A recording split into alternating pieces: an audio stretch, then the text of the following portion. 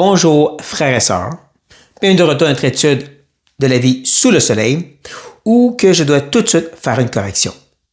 J'ai dit la dernière fois que nous arrivions à nos 2 dernières vidéos et les 2 dernières sections.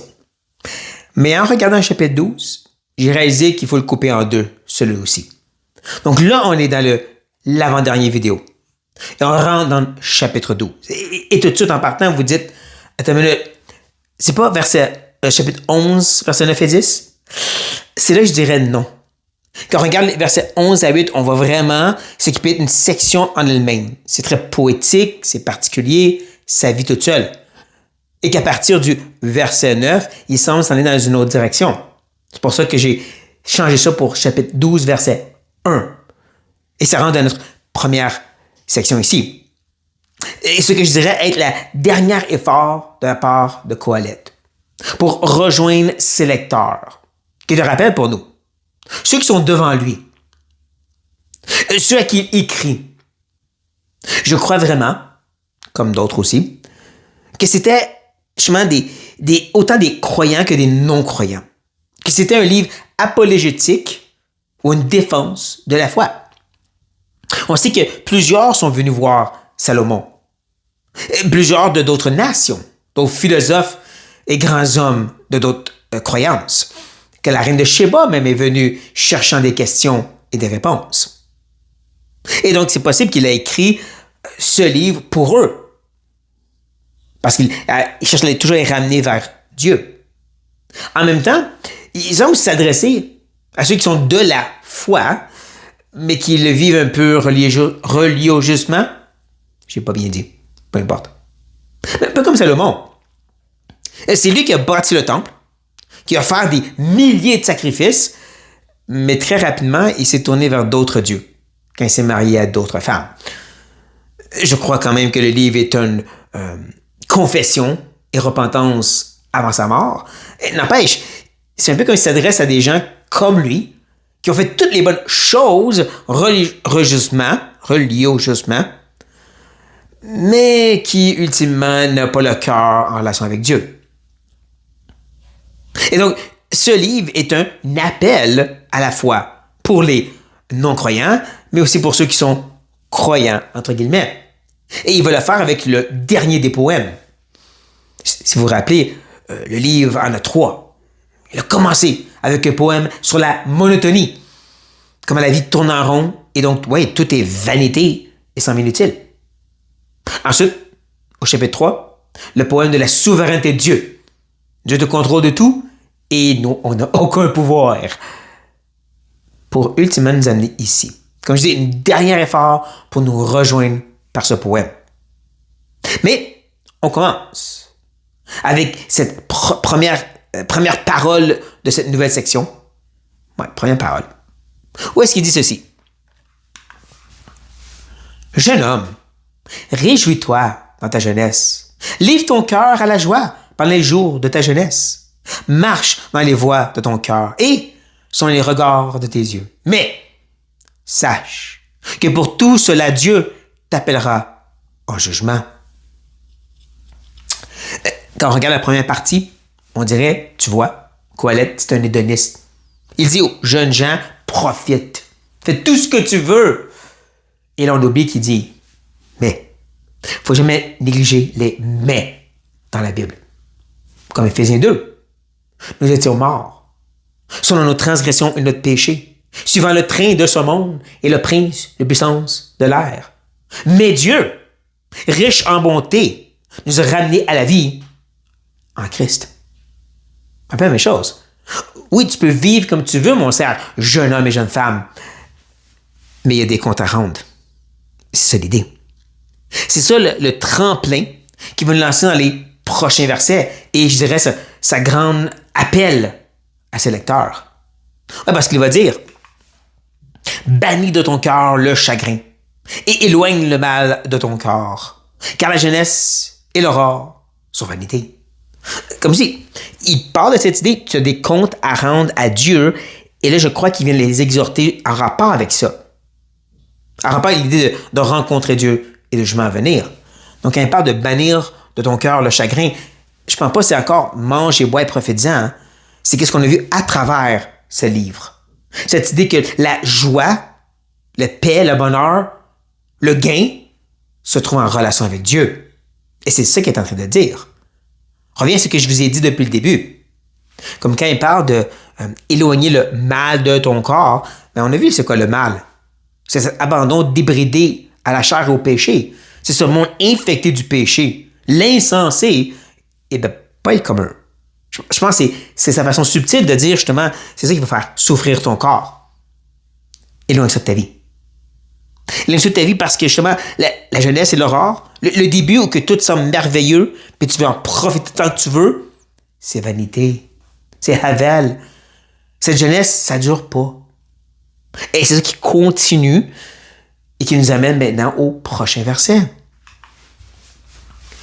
Mais souviens-toi de ton Créateur pendant les jours de ta jeunesse, avant que les jours mauvais arrivent et que les années s'approchent où tu diras « Je n'y prends point de plaisir ». Comme je dis, c'est ça l'appel principal. Souviens-toi de ton Créateur. Souviens-toi qu'il y a des comptes à rendre à lui. Mets-toi en règle avec lui.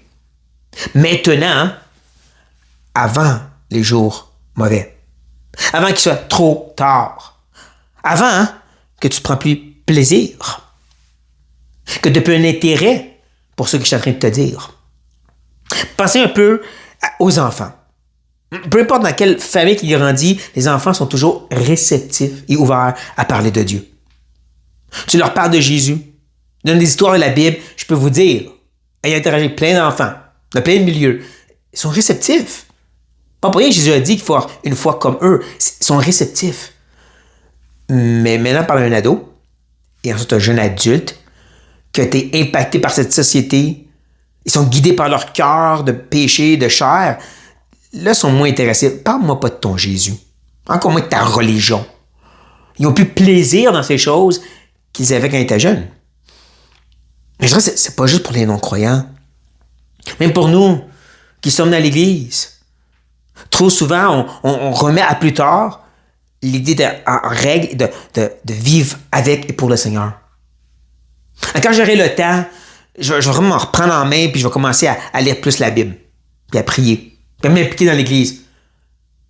Mais il va y avoir un temps que les choses vont arriver, les obligations, ton corps va s'endurcir et tu prendras plus plaisir à cette idée de t'efforcer pour faire plus ces choses.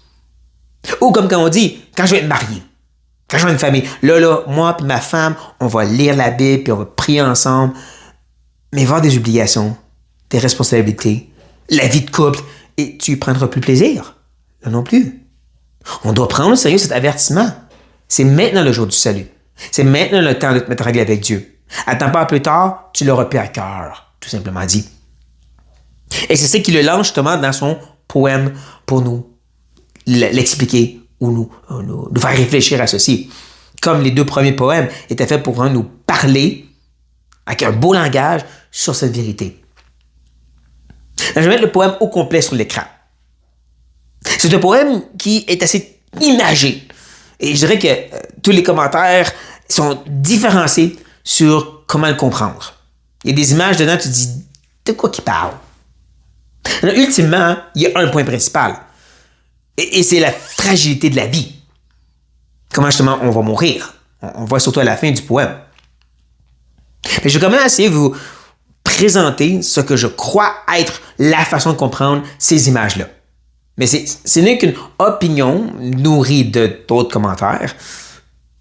Et je vais le faire au fur et à mesure qu'on le lit. Je vais lire et partager, lire et partager. Donc, on peut lire « Avant que s'obscurcisse le soleil et la lune, la lumière, la lune et les étoiles, et que les nuages reviennent après la pluie. » Possiblement, il parle sûrement comment on est au début de la vie, bien rayonnant dans nos pensées, bien alerte. Et tranquillement, ça vient comme des nuages dans notre tête, on n'est plus trop capable de bien réfléchir. Temps où les gardiens de la maison tremblent, tes genoux fonctionnent plus très bien. Où les hommes forts se courbent, ton dos, il va y avoir beaucoup mal. Où celles qui moulent s'arrêtent parce qu'ils sont diminués. Tes dents ne marchent plus aussi bien. Et où ceux qui regardent par les fenêtres sont obscurcis, tes yeux ne marchent plus si bien. Où les battants de la porte se ferment sur la rue Quand ça baisse le prix de la meule, possiblement ici qu'il est en train de parler de l'incontinence ou le fait d'avoir de la constipation. Je sais que c'est pas plaisant, mais ça sonne comme ça un peu. Ou l'on sème au chant de l'oiseau, on n'entend plus très bien. Ou s'affaiblissent toutes les filles du chant, toujours la même chose, excusez. Ou l'on redoute ce qui est élevé et l'on a des terreurs en chemin. La crainte, l'anxiété devient de plus en plus présent. Hein? Très craintif des choses quand on devient plus âgé. Ou l'amandier fleurit, les cheveux blancs. Ou la sauterelle devient pesante, les jambes ne fonctionnent plus très bien, au complet. Ou la capre n'a plus d'effet. La capre, c'est un aphrodisiaque. Tu n'as plus vraiment autant de désir sexuel. Car l'homme s'en va vers sa demeure éternelle. Et les pleureurs parcourent les rues. Ici, c'est plus clair. Hein? Il parle comment la mort s'en vient. Il ajoute, avant que le cordon d'argent se détache, possiblement la colonne vertébrale, que le vase d'or se brise, le crâne devient plus fragile, que le seau se rompe sur la source, tous tes os sont plus fragiles, et que la roue se casse sur la citerne, tout brise en nous. Avant que la poussière retourne à la terre comme elle y était, et que l'esprit retourne à Dieu, qu'il a donné. Comme je dis, rendu vers la fin, ça devient plus clair qu'est-ce qu'il essaie de dire par son poème. La mort s'en vient. Et avant que tu arrives là, mets-toi en règle avec Dieu. Avant qu'il soit trop tard, fais-le. Comme je dis, c'est un bon message pour les non-croyants. Reconnais ton besoin d'un sauveur. Reconnais que Christ seul a payé cette dette parfaitement et que tu ne peux pas te sauver. Mais pour ceux qui sont croyants, reconnais qu'il y a des temps qui vont venir où tu n'auras plus autant le goût. Ou que des épreuves vont venir et tu n'auras plus autant la motivation. Et même tu vas te refroidir et t'endurcir. C'est maintenant le jour pour te nourrir de la parole. Pour te remettre à l'idée de lire et de prier à tous les jours. De chercher la face de Dieu dès le matin. Maintenant, le temps de t'impliquer dans des ministères et dans la vie des frères et sœurs. Parce que plus tard, tu n'auras peut-être plus le goût ou tu ne seras plus capable. Que ce soit un bon appel pour nos frères et sœurs. C'est aussi vrai pour les non-croyants que pour nous. Attendez pas à plus tard. Maintenant est le jour. J'espère que ceci a parlé à vos cœurs. Parce que c'est ça le but. Ce qu'elle voulait. Sur cette note, soyez bénis.